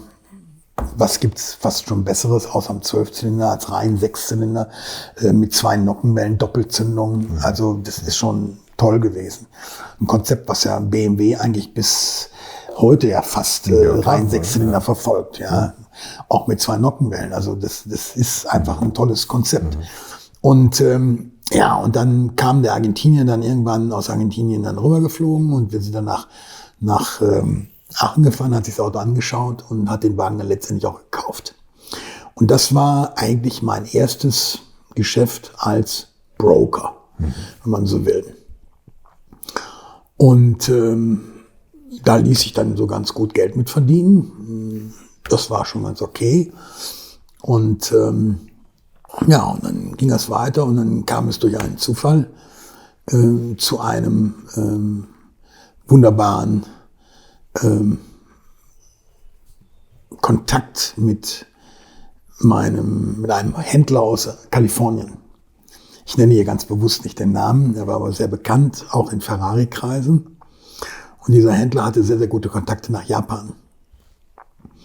Und dieser Händler rief mich an und sagte, sag mal, weißt du einen guten Miura SV zu verkaufen, den man kaufen kann? Ich habe einen japanischen Kunden, der möchte so ein Auto haben. Ich hatte ja meinen Miura SV schon 1989 auch den Daytona verkauft. Ach so. Damals zum Riesenpreis. Das war ja der Beginn des ersten Ferrari-Hypes, nachdem Enzo gestorben war.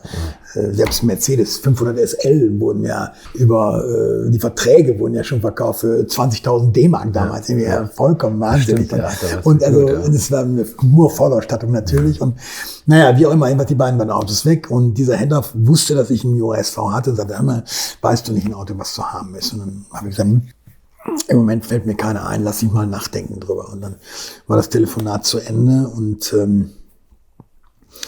ich habe dann so nachgedacht und dann irgendwann gucke ich so auf einen Stapel von Autozeitungen, die ich hatte, und da sah ich die Motorklassik, eine der frühen Ausgaben der Motorklassik, und da drauf war der Miura SV, der silberne, und zwar SVJ, Jota, einer von 4 Fahrzeugen, die von Lamborghini erleichtert worden sind, damals vom Gewicht her, ganz klein wenige Veränderungen an der Karosserie hatten und eigentlich so als die puristischsten Miuras galten, weil sie so angeblich dem Rennsport nahten, was aber eigentlich nur visuell der Fall war. Die Autos sind nie Rennen gefahren, denn der originale Miura Jota ist zerstört worden, der ursprünglich für Renneinsatz gedacht war und der ist dann irgendwann in Italien total gecrashed und dann auch zerstört worden, nie wieder aufgebaut worden. Egal, Lamborghini hatte, ich glaube, 4 Fahrzeuge hergestellt, die diese Jota-Spezifikation hatten. So. Aber es war ein reines GT-Fahrzeug. Und dann habe ich so überlegt, und ich wusste, wo der Wagen stand. Tja, und wie es dann mit dem Miura SV Jota weiterging und die Grundlage für einen sehr lukrativen Berufsweg als Autobroker für besondere Fahrzeuge gelegt hat, das hört ihr in der kommenden Woche. Dann reden wir auch weiter über die wechselhafte Geschichte von Maserati und warum Ferrari rund um die eigene Geschichte einiges besser gemacht hat in der Vergangenheit. Und jetzt habe ich noch etwas Besonderes für euch. Ich habe hin und wieder mal mit 360-Grad-Kameras herum experimentiert und hatte schon 2019 in Spa-Francorchamps eine solche Kamera am Maserati 250F von Fahrer Steve Hart angebaut und den Link dazu findet ihr in den Shownotes. Da könnt ihr das gesamte Rennen in jede Richtung schauen und seht speziell am Anfang, wie das Feld um ihn herum pflügt und vor allem seht ihr, wie eng es da zur Sache geht und man mag sich gar nicht ausmalen, wie das früher war, als es noch um die Wurst ging. Link ist wie gesagt in den Shownotes. Ansonsten diskutiert gerne mit auf Instagram, Facebook und Co. oder direkt in eurem Podcast-Player, wenn ihr Spotify nutzt. Wir hören uns hoffentlich in der nächsten Woche wieder. Tschüss und auf Wiederhören. Infos, Bilder und alles Wissenswerte unter der Internetadresse www.alte-schule-podcast.de